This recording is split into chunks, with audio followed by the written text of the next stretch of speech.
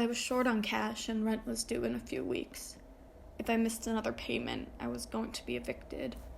I started searching the internet for easy and fast ways to make money. The best options were quickly ruled out for me. I didn't have a car, so I couldn't drive for a rideshare app. There was no plasma donation place in town, and no one in the area needed a pet sitter.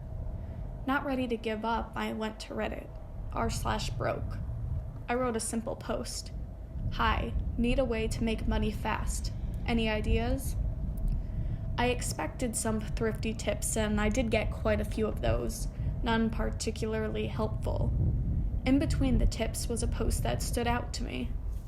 I can help. I have a job. Message me. It sounded sketchy, and I knew I probably shouldn't respond, but my curiosity and desperation got the best of me. I messaged the user asking him what the job was. He responded immediately. A video of you eating a bite out of your arm. I was disgusted and started to close the app, but another message popped up. $1,000.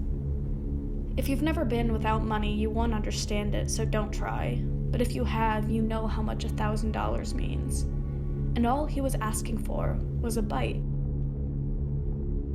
I could do it right here. I wouldn't even have to leave the house.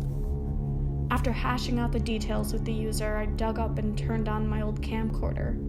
I clicked record. I lifted my left hand up to my mouth and put my teeth around a chunk of flesh on my forearm close to my wrist. I closed my jaw slightly, easing into it.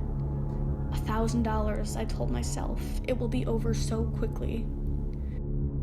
I closed my eyes tightly and without another thought, forcefully snapped my jaw closed.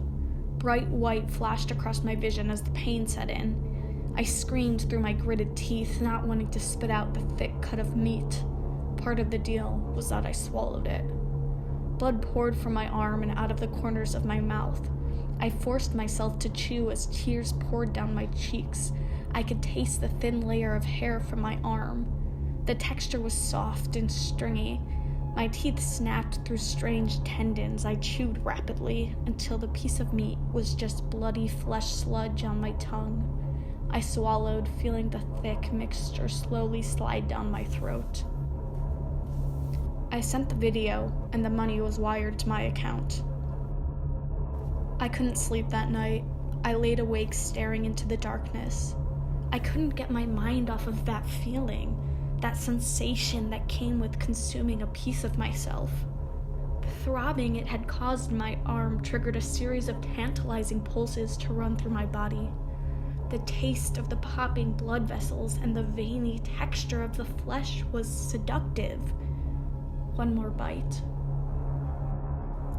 2 months after that night, most of the meat on my arms had been stripped away. My body seemed to have given up on healing itself. Yellowish pus that smelled like cat piss oozed from the half-scabbed over wounds.